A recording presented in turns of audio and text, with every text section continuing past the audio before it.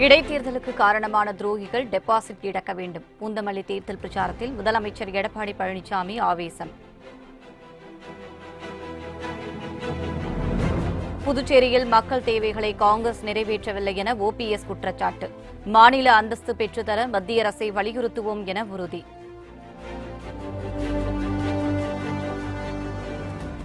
கட்சி விரும்பினால் மக்களவைத் தேர்தலில் போட்டியிடுவேன் என பிரியங்கா காந்தி பேட்டி. காங்கிரஸ் கூட்டணியை ஆதரித்து நாடு முழுவதும் பிரச்சாரம் செய்வேன் எனவும் அறிவிப்பு. ஏழைகளுக்கு குறைந்தபட்ச வருவாய் என்ற காங்கிரசின் அறிவிப்பால் பிரதமர் மோடிக்கு தோல்வி பயம் வந்துவிட்டது. 2 நாட்கள் 6 மாநிலங்களில் சூறாவளி தேர்தல் பிரச்சாரம் மேற்கொள்வதாக ராகுல் காந்தி தாக்கு.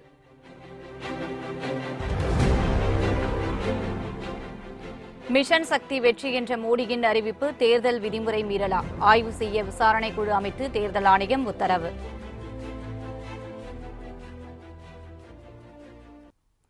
இடைத்தேர்தலுக்கு காரணமானவர்கள் டெபாசிட் இழக்க வேண்டும் என பூந்தமல்லி சட்டசபை தொகுதி அதிமுக வேட்பாளரை ஆதரித்து பிரச்சாரம் செய்த முதலமைச்சர் எடப்பாடி பழனிசாமி தெரிவித்தார். திருவள்ளூர் நாடாளுமன்ற தொகுதி அதிமுக வேட்பாளர் டாக்டர் வேணுகோபால், பூந்தமல்லி சட்டசபை தொகுதி அதிமுக வேட்பாளர் வைத்தியநாதன் ஆகியோரை ஆதரித்து பூந்தமல்லி பேருந்து நிலையம் அருகே முதலமைச்சர் எடப்பாடி பழனிசாமி தேர்தல் பிரச்சாரம் செய்தார். அப்போது பேசிய அவர், இந்த இடைத்தேர்தல் துரோகிகளால் தேவையில்லாமல் திணிக்கப்பட்ட தேர்தல் எனவும் இதுபோன்ற துரோகிகள் எதிர்காலத்தில் வரக்கூடாது எனவும் தெரிவித்தார். பொங்கலுக்கு 1000 ரூபாய் வழங்கினும் தேர்தல் முடிந்தவுடன் 2000 ரூபாய் வழங்கப்படும் என்று தெரிவித்த முதலமைச்சர் பழனிசாமி, இடைத்தேர்தலுக்கு காரணமானவர்கள் டெபாசிட் இழக்கும்படி செய்து அதிமுக வேட்பாளர் வைத்தியநாதனை வெற்றி பெற செய்ய வேண்டும் என்று கேட்டுக் கொண்டார். ஒரு இடைத்தேர்தலை நாம் சந்திக்கிறோம். இந்த இடைத்தேர்தலில் யார் காரணம் என்று உணர்ந்து அந்த காரணத்தை உருவாக்கியவர்கள் டெபாசிட் இழக்கின்ற வகையிலே நம்முடைய வெற்றி வேட்பாளர் வைத்தியநாதன் அவர்களுக்கு 2 லட்சத்திலே வாக்களித்து பெருவாரியான வாக்கு வித்தியாசத்தில் வெற்றி பெற்று அவர்கள் தகுந்த பாடத்தை போட்டுங்கள் என்று சொல்லி சிறப்பான தேர்தல் பிரச்சாரம் ஏற்பாடு செய்த அனைத்து நல்ல உள்ளங்களுக்கும் நன்றி தெரிவித்து விடைபெறுகின்றேன். நன்றி. புதுச்சேரியில் மக்கள் தேவைகளை, நல்ல திட்டங்களை நிறைவேற்ற இயலாத ஆட்சி நடைபெற்று வருவதாக துணை முதலமைச்சர் ஓ பன்னீர்செல்வம் குற்றம் சாட்டினார். புதுச்சேரியில் என்ஆர் காங்கிரஸ் சார்பில் போட்டியிடும் நாராயணசாமி மற்றும் தட்டாஞ்சாவடி தொகுதி இடைத்தேர்தலில் போட்டியிடும் நெடுஞ்செழியன் ஆகியோருக்கு ஆதரவாக துணை முதலமைச்சர் ஓ பன்னீர்செல்வம் வில்லியனூர், ராஜீவ்காந்தி சிக்னல், முதலியார்பேட்டை உள்ளிட்ட பகுதிகளில் தீவிர பிரச்சாரம் மேற்கொண்டார். அப்போது பேசிய ஓ பன்னீர்செல்வம், புதுச்சேரிக்கு தனி மாநில அந்தஸ்து பெற்றுத்தர என்ஆர் காங்கிரஸ் வேட்பாளர் பாடுபடுவார் என்றும் அவருக்கு அதிமுக உறுதுணையாக இருக்கும் என்றும் தெரிவித்தார். புதுச்சேரியை ஆளும் காங்கிரஸ் திமுக கூட்டணி அரசு மக்கள் தேவைகளை, நல்ல திட்டங்களை நிறைவேற்றவில்லை என்றும் அவர் குற்றம் சாட்டினார். புதுச்சேரியை பொறுத்தமட்டில் இவர்கள் இருவரும் புதுச்சேரியில் நீண்ட நெடிய காலமாக தனி மாநில அந்தஸ்து பெற வேண்டும் என்ற கோரிக்கை, கிடைக்க வேண்டும் என்ற கோரிக்கை இங்கு இருக்கிறது. அந்த கோரிக்கை நிறைவேறுவதற்கு நம்முடைய அருமை தம்பி நாராயணசாமி நெடுஞ்செழியன் அவர்களும் உறுதியாக செயல்படுவார்கள் என்பதையும், அவருக்கு துணையாக அனைத்து இந்திய அண்ணா திராவிட முன்னேற்ற கழகம் உறுதுணையாக இருந்து அதை பெற்றுத் தருவதற்கு முழு முயற்சி எடுத்து நாங்கள் செயல்படுவோம் என்பதை இந்த நல்ல நேரத்திலே தெரிவித்துக் கொண்டு, தமிழகத்தில் மக்களவைத் தேர்தல் களம் சூடுபிடித்துள்ள நிலையில் பல்வேறு கட்சிகளின் முக்கிய தலைவர்களின் அனல் பறக்கும் பிரச்சாரங்களை தற்போது காணலாம். திமுக காங்கிரஸ் கூட்டணி கூடாத கூட்டணி என்று தெரிவித்துள்ள பாமக நிறுவனர் மருத்துவர் ராமதாஸ், தமிழகத்தில் எந்த தொகுதியிலும் திமுக காங்கிரஸ் கூட்டணி வெற்றி பெறாது என்று கூறியுள்ளார். திருவண்ணாமலை மாவட்டம் வந்தவாசியில் ஆரணி நாடாளுமன்ற தொகுதி அதிமுக கூட்டணி வேட்பாளர் செஞ்சி ஏழுமலையை ஆதரித்து தேரடி பகுதியில் நடைபெற்ற பிரச்சார கூட்டத்தில் பேசிய அவர், இலங்கையில் அப்பாவி தமிழ் மக்களை கொன்று குவித்த கட்சி காங்கிரஸ் திமுக கூட்டணி கட்சிதான் என்று தெரிவித்தார். எல்லாத்தை விட பெரிய துரோகம் காங்கிரஸ் செய்த துரோகம் உங்களுக்கு தெரியும். நம்முடைய தொப்புள் கொடி உறவு ஈழத்தமிழர்கள். அந்த ஈழத்தமிழர்களை ஒரே நாளிலே 1.5 லட்சம் பேரை கொன்று குவிப்பதற்கு, ராஜபக்ஷ கொன்று குவிப்பதற்கு காரணமாக இருந்தவர்கள் யார்? காங்கிரஸ்காரர்கள். இன்னும் 3 தலைமுறைக்கு காங்கிரஸ் ஆட்சியில் இருந்தாலும் 72,000 ரூபாய் திட்டத்தை செயல்படுத்த முடியாது என அமைச்சர் ராஜேந்திர பாலாஜி தெரிவித்தார். ஸ்ரீவில்லிபுத்தூரில் செய்தியாளர்களிடம் பேசிய அவர், ராகுல் காந்தி கூறுவது மிகப்பெரிய மோசடி, சீட்டிங், காங்கிரஸ் தேர்தல் அறிக்கை ஒரு மோசடி தேர்தல் அறிக்கை என்று கூறினார். மேலும் மோடி இந்தியாவின் கதாநாயகன், நாட்டை பாதுகாக்கும் ஸ்டண்ட் மாஸ்டர் எனவும், இந்தியாவிற்கு பிரச்சனை என்று சொன்னால் அதை மல்லு கட்டக்கூடிய மல்யுத்த வீரர் எனவும் அவர் கூறினார். பணம் இருக்குன்னு சொல்லணும். எங்க பணம் இருக்கு? இன்னைக்கு எல்லா பட்ஜெட்டும் துண்டு பட்ஜெட் தான் போட்டுட்டு இருக்காங்க, பற்றாக்குறை பட்ஜெட் தான் போட்டுட்டு இருக்காங்க. ராஜீவ்காந்தி சொல்றது மிகப்பெரிய மோசடி, சீட்டிங். 72,000 எப்படி கொடுக்க முடியும்? வருஷத்துக்கு மாசம் 6,000 எப்படி கொடுக்க முடியும்? ஏழை மக்களை, எளிய மக்களை, விவசாய மக்களை பொய்ய சொல்லி ஓட்டுவாங்க பாக்குறாரு. மோடி இந்தியாவுடைய கதாநாயகன், இந்தியாவை பாதுகாக்கக்கூடிய ஒரு ஸ்டண்ட் மாஸ்டர். இந்தியாவுக்கு பிரச்சனை சொன்னால் அதை மல்லு கட்டக்கூடிய ஒரு மல்யுத்த வீரன் நரேந்திர மோடி. அவரை எதிர்க்கக்கூடியவர்களுக்கு, சமூக விரோதிகளுக்கு அவர் வில்லனா தெரிறாரு. அதுக்கு நம்ம என்ன செய்ய முடியும்? தனது வேட்புமனு நிறுத்தி வைக்கப்பட்டதாக திமுகவினர் பொய் பிரச்சாரத்தில் ஈடுபட்டதாக தூத்துக்குடி பாஜக வேட்பாளர் தமிழிசை சவுந்தரராஜன் தெரிவித்தார். தூத்துக்குடி சிவன் கோவிலில் பிரச்சாரத்தை தொடங்கும் முன் செய்தியாளர்களிடம் பேசிய அவர், ஊழல் கரை பட்டுவிடக்கூடாது என்பதற்காக திமுக வேட்பாளர் கனிமொழியை எதிர்ப்பதாக தெரிவித்தார். நான் இன்று வருத்தப்பட்டது, அவர் மீது வருமான வரி குற்ற வழக்கு என்று பொய் பிரச்சாரம் செய்கிறார்கள்.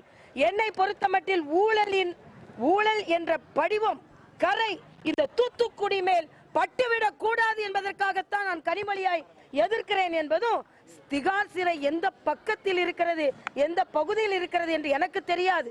இதை தெரிந்த பேர் வேண்டுமென்றால் அதை பார்த்து பேசிக் கொள்ளலாம்.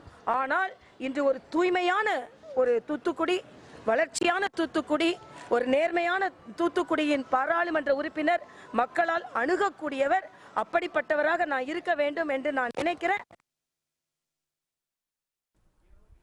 பொள்ளாச்சி பாலியல் சம்பவம் தொடர்பாக அமைச்சர் தங்கமணி நேருக்கு நேர் விவாதம் செய்ய தயாரா என நாமக்கல்லில் செய்தியாளர்களிடம் பேசிய கொங்குநாடு மக்கள் தேசிய கட்சியின் பொதுச் செயலாளர் ஈஸ்வரன் சவால் விடுத்துள்ளார். தேர்தல் அதிகாரிகள் அதிமுக அரசுக்கு ஆதரவாக செயல்படுவதாக குற்றம் சாட்டிய அவர், வேட்புமனுவை பூர்த்தி செய்ய தெரியாத அதிமுக வேட்பாளர் எப்படி நாடாளுமன்ற உறுப்பினராக பணியாற்ற முடியும் என்றும் கேள்வி எழுப்பினார். ஊடகத்திலேயே பிக்ஸ் பண்ணுங்க, ஊடகத்தில் எங்க வேணாலும் பிக்ஸ் பண்ணுங்க, அவரை கேட்டு சொல்லுங்க. என்னைக்கு வேணாலும் எந்த மேடையில் வேணாலும் நான் ரெடி. எதுவுமே சொல்லாமல் தனக்கு அதிகாரம் இருக்கிறது என்பதற்காக அதிமுகவில் என்ன சொல்லிக் கொடுத்தார்களோ அதை சொல்லி அவர்கள் பேச்சே பேசாமல் அதை ஏற்றுக்கொள்ளுகிறார்கள் என்று சொன்னால் என்ன தவறு இருக்கிறது என்று பாருங்கள். ஒரு வேட்புமனுவை கூட சரியாக தாக்கல் செய்ய முடியாத ஒரு வேட்பாளர் வெற்றி பெற்று பாராளுமன்ற உறுப்பினராக எப்படி செயல்படுவார்? அதிமுக ஆட்சியில் பெண்களுக்கு பாதுகாப்பு இல்லை என உதயநிதி ஸ்டாலின் கூறினார். அவிநாசியில் நீலகிரி தொகுதி திமுக வேட்பாளர் ஆர் ஆசாவை ஆதரித்து பேசிய அவர், கோவையில் குழந்தையை சீரழித்துக் கொன்ற கொலையாளிகளை பிடிக்க காவல்துறைக்கு துப்பில்லை என்று தெரிவித்தார். காவல்துறையை கையில் வைத்துள்ள எடப்பாடி எந்த நடவடிக்கையும் எடுக்கவில்லை என்று குற்றம் சாட்டிய உதயநிதி ஸ்டாலின், இவர்கள் வீட்டு பெண்களுக்கு இந்த கொடுமை நடந்திருந்தால் சும்மா இருப்பார்களா என கேள்வி எழுப்பினார். தேர்ந்தெடுத்து அனுப்ப போவது வெறும் ஒரு நாடாளுமன்ற உறுப்பினர் அல்ல, ஒரு மத்திய அமைச்சரை. இந்த மோடி ஆட்சிக்கு வரது முன்னாடி 5 வருஷத்துக்கு முன்னாடி ஒரு தேர்தல் வாக்குறுதி சொன்னாரு, ஒரு வாக்குறுதி கொடுத்தாரு, தேர்தல் வாக்குறுதி. அதை நம்பி நம்ம ஓட்டு போட்டீங்க. என்ன, உங்களுடைய வங்கி கணக்குல 15 லட்சம் ரூபாய் போடுறேன்னு சொன்னாரு. போட்டாரா? 10 காசு போட்டாரா? ஒன்னே ஒண்ணுதான் போட்டாரு. எல்லாருக்கும் ஒரு நாமத்தை போட்டாரு. இப்போ நமக்கு அந்த வாய்ப்பு காத்திருக்கு. அவருக்கு நம்ம ஏப்ரல் 18ஆம் தேதி ஒரு நாமத்தை போடணும். போடுவீங்களா? இடம் மாறினாலும் தடம் மாறாமல் தாம் பயணித்து வருவதாக நாஞ்சில் சம்பத் தெரிவித்துள்ளார். புதுச்சேரியில் திமுக கூட்டணி காங்கிரஸ் வேட்பாளர் வைத்திலிங்கத்தை ஆதரித்து பிரச்சாரத்தில் ஈடுபட்ட அவர், மோடி அரசை வீழ்த்துவதற்கு அனைத்து தரப்பு மக்களும் தயாராகி உள்ளதாக தெரிவித்தார். இந்தியாவிலே 21 மாநிலங்களில் பிஜேபி கவர்னர், இங்கே ஒரு அம்மா நீரவ் மோடி, ஆணா என்றும் தெரியாது, பெண்ணா என்றும் தெரியாது. கிரண்பேடி, என்ன அட்டகாசம்! நான் கேட்கிறேன், கான்ஸ்டிடியூஷனல் அத்தாரிட்டியா நீ? மக்களால் தேர்ந்தெடுக்கப்பட்டவளா? டெல்லியிலே காயடிக்கப்பட்டு எங்கே கொண்டு போகலாம் என்றால் பாண்டிச்சேரியிலே கொண்டு வந்து விடுவதா?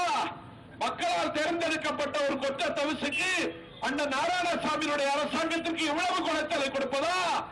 ஒரு அரசாங்கம் தீட்டுகிற திட்டத்தை நடைமுறைப்படுத்துவதற்கு டொமினியன் அந்தஸ்து உள்ள ஒரு மாநிலமானாலும் அந்த மாநில முதலமைச்சருக்கு உரிமை இல்லையா?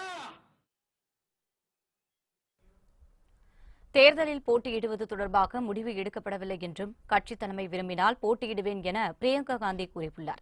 காங்கிரஸ் தலைவர் ராகுல் காந்தியின் சகோதரியும் சோனியாவின் மகளுமான பிரியங்கா சமீபத்தில் தீவிர அரசியலில் இணைந்தார்.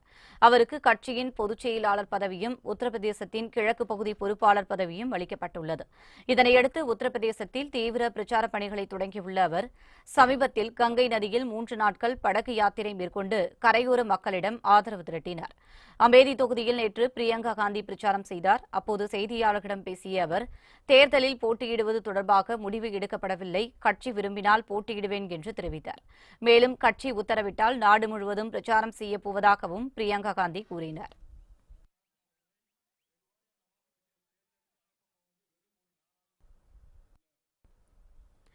பிரதமர் நரேந்திர மோடி இன்றும் நாளையும் 6 மாநிலங்களில் சுற்றுப்பயணம் மேற்கொண்டு பாஜக மற்றும் கூட்டணி வேட்பாளர்களை ஆதரித்து பிரச்சாரம் செய்யவுள்ளார். பாராளுமன்ற தேர்தல் பிரச்சாரம் சூடுபிடித்துள்ள நிலையில் ஆளும் பாஜகவின் முக்கிய தலைவர்கள் நாடு முழுவதும் சுற்றுப்பயணம் மேற்கொள்ள பிரச்சார திட்டம் வகுக்கப்பட்டுள்ளது. இந்நிலையில் பாஜகவுக்கு வலு சேர்க்கும் வகையில் பிரதமர் நரேந்திர மோடி இன்றும் நாளையும் 6 மாநிலங்களில் சுற்றுப்பயணம் மேற்கொண்டு பிரச்சார பொதுக்கூட்டங்களில் உரையாற்றவுள்ளார். இன்று காலை ஜம்மு காஷ்மீரில் பிரச்சாரத்தை தொடங்கும் பிரதமர் மோடி உத்தரகாண்ட் மற்றும் உத்தரப்பிரதேசத்தின் மீரட்டில் பிரச்சாரம் செய்கிறார்.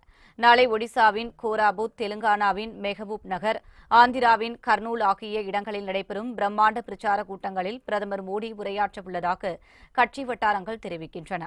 இதில் மீரட் பொதுக்கூட்டத்தில் 8 மக்களவைத் தொகுதி வேட்பாளர்களை ஆதரித்து மோடி பேசுவார் என தெரிவிக்கப்பட்டுள்ளது.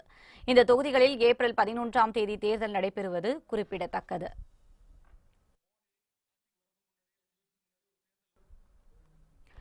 ஏழைகளுக்கு குறைந்தபட்ச வருவாய் திட்டம் அறிவிப்பு மக்களவைத் தேர்தலில் பாஜகவின் தோல்வியை உறுதிப்படுத்தியுள்ளதாக காங்கிரஸ் தலைவர் ராகுல் காந்தி தெரிவித்தார்.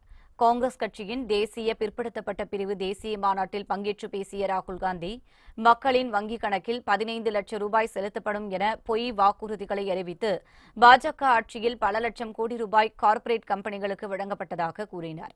ஏழைகளுக்கு ஆண்டுக்கு 72,000 ரூபாய் வழங்கும் திட்டம் நிச்சயமாக செயல்படுத்தப்படும் என்று கூறிய அவர் பொய் சொல்ல தான் மோடி அல்ல என்றும் தெரிவித்தார். இதன் மூலம் நாட்டில் உள்ள 25 கோடி மக்கள் வறுமையில் இருந்து வெளியேற்றப்படுவார்கள் என்றும் ராகுல் காந்தி கூறினார். இந்த அறிவிப்பு மோடிக்கு அச்சத்தை, தேர்தலில் தோல்வி பயத்தை ஏற்படுத்தியுள்ளதாகவும் ராகுல் காந்தி தெரிவித்தார்.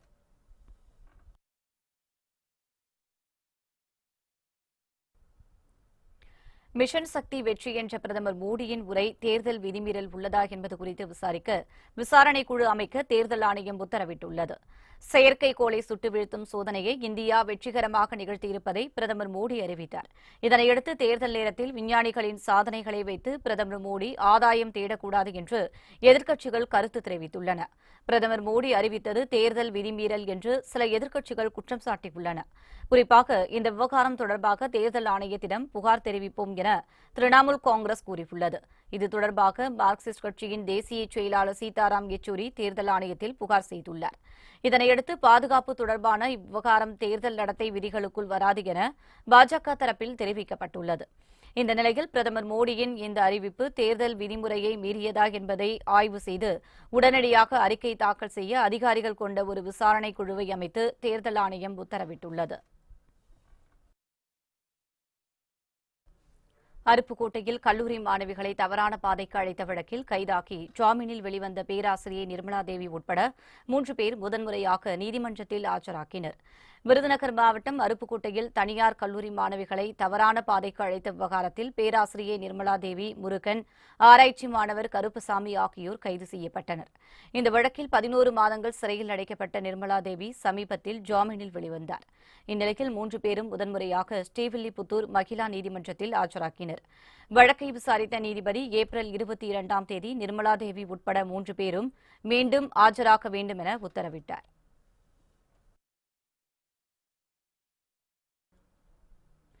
மன்னார்குடியில் வெடிவிபத்து நிகழ்ந்த பகுதிகளை அமைச்சர் காமராஜ் நேரில் சென்று பார்வையிட்டார். திருவாரூர் மாவட்டம் மன்னார்குடியில் தனியாருக்கு சொந்தமான பட்டாசு கிடங்கு உள்ளது. இங்கு திருமண நிகழ்ச்சிக்காக வெடி தயாரிக்கும் போது திடீரென வெடி விபத்து ஏற்பட்டது. இந்த விபத்தில் அங்கு வேலை பார்த்துக் கொண்டிருந்த சுரேஷ், பாபு, சிங்காரவேலு, மோகன், அறிவு வீரையன் ஆகிய 6 பேர் சம்பவ இடத்திலேயே உடல் சிதறி உயிரிழந்துள்ளனர். படுகாயமடைந்த அப்துல்லா, முத்து ஆகியோர் மருத்துவமனையில் தீவிர சிகிச்சை பிரிவில் சேர்க்கப்பட்டு சிகிச்சை பெற்று வருகின்றனர். இந்நிலையில் விபத்து நிகழ்ந்த பகுதியை உணவு பாதுகாப்புத்துறை அமைச்சர் காமராஜ் நேரில் பார்வையிட்டு ஆய்வு செய்தார். இந்த 6 பேரை தவிர இன்னும் 2 பேர் உடல் உறுப்புகள் பாதிக்கப்பட்டு தஞ்சை மருத்துவக் கல்லூரிக்கு சிகிச்சையில் சேர்க்கப்பட்டிருக்கிறார்கள். அவர்களும் பூர்ண குணமடைந்து வீடு திரும்ப இறைவனை வேண்டுகிறேன். இது போன்ற நிகழ்வுகள் இந்த பகுதியில் நடக்கிற பொழுது இந்த பொதுமக்கள் மிகுந்த துயரத்துக்குள்ளாகி இருக்கிறார்கள்.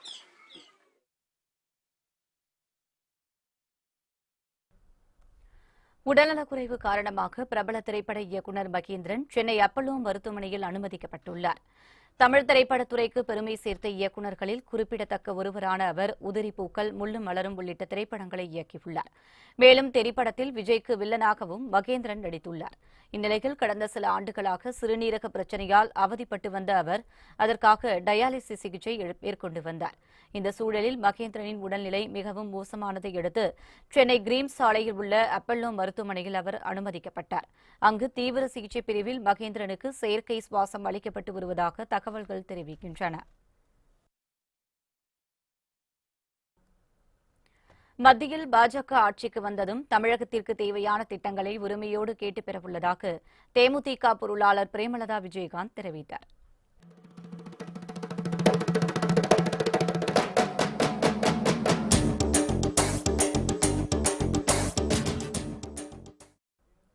சென்னை விமான நிலையத்தில் செய்தியாளர்களிடம் பேசிய அவர், காங்கிரஸ் திமுக கூட்டணியில் பிரதமர் யார் என்பதை கூட சொல்ல தைரியமில்லை என கூறினார். மேலும் ராகுல் காந்தியா மோடியா என பார்க்கும்போது மலைக்கும் மடுவுக்கும் உள்ள வித்தியாசமாகத்தான் இருக்கும் என விமர்சித்த அவர், அதிமுக தலைமையிலான மெகா கூட்டணி வெற்றி பெறும் என நம்பிக்கை தெரிவித்தார். ராகுல் காந்தியா மோடியா அப்படின்னு நம்ம ஃபைனலா நம்ம பார்த்தோம்னா மடுவுக்கும் மலைக்கும் இருக்கும் வித்தியாசம் தான் அது. ஏன்னா பாரத பிரதமர் இன்றைக்கு புல்வாமா தாக்குதல் ஒன்றிலேயே இந்தியாவின் மிக வலிமை மிக்க ஒரு பிரதமராக தன்னை நிலைநிறுத்தியிருக்கார். உறுதியாக இந்த முறை வெற்றி பெறுவார் என்பதில் எந்த மாற்று கருத்துமே இல்லை. இன்னைக்கு நேற்று பார்த்தீங்கன்னா கனிமொழி அவர்கள் அதிகமாக அந்த மாதிரி ஆரத்தி எடுக்கிறவங்களுக்கு பணப்பட்டுவாடா பண்றாங்கன்னு சொல்லி கம்ப்ளைண்டே பண்ணியிருக்காங்க. இது ஒரு கலாச்சாரமாகவே ஆயிடுச்சு. இது நிச்சயமா பார்க்கும்போது நமக்கு கஷ்டமா தான் இருக்கும். தேர்தல் விதிமுறைகள் இருக்கும்போது அந்த விதிமுறையை நம்ம ஃபாலோ பண்ணணும். அந்த மாதிரி இல்லாம ஆரத்தி எடுக்கிறவங்களுக்கு காசு கொடுக்கறது அப்படிங்கறதையெல்லாம் நம்ம நிச்சயமா கண்டிக்கிறோம். இது எந்த கட்சியை சார்ந்தவங்களா இருந்தாலும் அதை செய்யக்கூடாது அப்படின்னு சொல்லி இந்த நேரத்தில் நம்ம கேட்டுக்கிறோம். திருப்பூரில் 4ஆம் வகுப்பு பயிலும் மாணவனுக்கு மெழுகுவர்த்தி மூலம் சூடு வைத்த தனியார் பள்ளி ஆசிரியை போலீசாரால் கைது செய்யப்பட்டார்.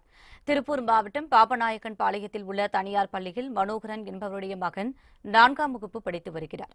இந்நிலையில் கைவலிப்பதாக தனது பெற்றோரிடம் அவர் தெரிவித்துள்ளார். இதனையடுத்து சிறுவனின் கையை பார்த்தபோது அதில் தீக்காயம் இருப்பதைக் கண்டு பெற்றோர் அதிர்ச்சியடைந்தனர்.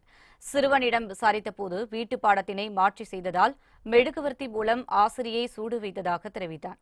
இதுகுறித்து மாணவனின் பெற்றோர் அளித்த புகாரின் பேரில் பள்ளி ஆசிரியர் கைது செய்து போலீசார் விசாரணை மேற்கொண்டு வருகின்றனர்.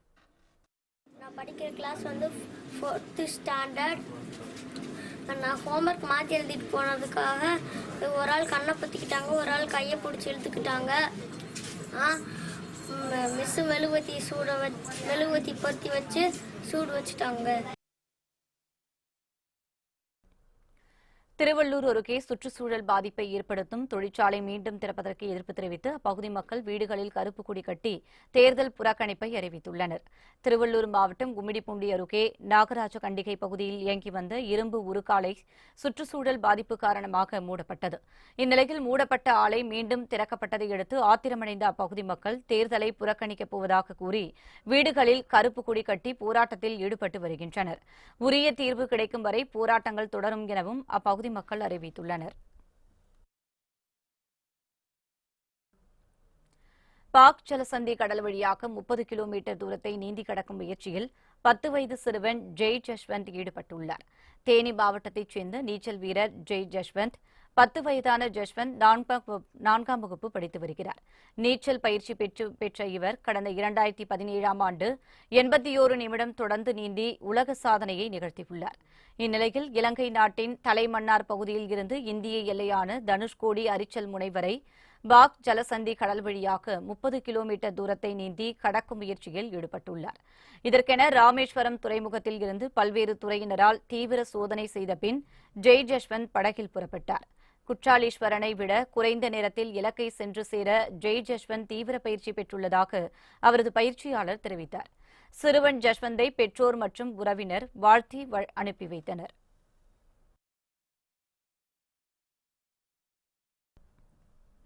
சாலை விபத்தில் காயமடைந்த ஒரு பத்திரிகையாளரை தகுந்த நேரத்தில் காரில் அழைத்து சென்று எய்ம்ஸ் மருத்துவமனையில் சிகிச்சை பெற உதவிய ராகுல் காந்திக்கு சமூக வலைதளங்களில் பாராட்டுகள் குவிந்து வருகிறது. ராஜஸ்தான் மாநிலத்தைச் சேர்ந்த பத்திரிகையாளரான ராஜேந்திர வியாஸ் என்பவர் மத்திய டெல்லிக்கு உட்பட்ட ஹியூமாயூன் சாலையில் விபத்தில் சிக்கி இரத்த காயங்களுடன் அவதிப்பட்டுக் கொண்டிருந்தார். அப்போது அவ்வழியாக காரில் சென்ற ராகுல் காந்தி உடனடியாக காரை நிறுத்துமாறு கூறி காயமடைந்த பத்திரிகையாளரை ஏற்றிக்கொண்டு விரைவாக மருத்துவமனைக்கு அழைத்து சென்றுள்ளார். அப்போது வலியால் துடித்த பத்திரிகையாளரின் நெற்றியில் உள்ள காயத்தில் இருந்து வழியும் ரத்தத்தை துடைத்தவாறு ராகுல் காந்தி அவருக்கு ஆறுதல் கூறினார். பரபரப்பாக தேர்தல் பிரச்சார பணிகள் நடைபெற்று வரும் நிலையில் மனிதாபிமானத்தோடு செயல்பட்ட ராகுல் காந்திக்கு சமூக வலைதளங்களில் பாராட்டுகள் குவிந்து வருகிறது.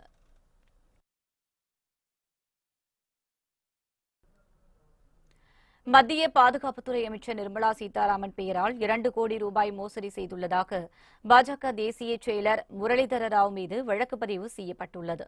மத்திய வர்த்தகம் மற்றும் தொழில்துறை அமைச்சகத்தின் கீழ் இயங்கும் ஃபார்மா எக்ஸெல் என்ற நிறுவனத்தின் தலைவராக தனது கணவரை நியமனம் செய்ய பாஜக தேசிய செயலர் முரளிதர ராவை அணுகியதாக ஹைதராபாத்தைச் சேர்ந்த பெண் ஒருவர் தெரிவித்துள்ளார். அவரிடமிருந்து 2 கோடி ரூபாய் பணம் வாங்கிய முரளிதர ராவ் இது தொடர்பாக நிர்மலா சீதாராமனின் பரிந்துரை கடிதத்தை காட்டியதாகவும் கூறப்படுகிறது. பின்னர் பணி நியமன ஆணை வாங்கி தராத நிலையில் பணத்தை திரும்பி கேட்ட அந்த பெண்ணை முரளிதர ராவ் மிரட்டியதாக தெரிவிக்கப்பட்டுள்ளது. இதனையடுத்து இந்த மோசடி தொடர்பாக அந்த பெண் புகார் அளித்ததை அடுத்து ஹைதராபாத் போலீசார் முரளிதர ராவ் மீது வழக்கு பதிவு செய்துள்ளனர்.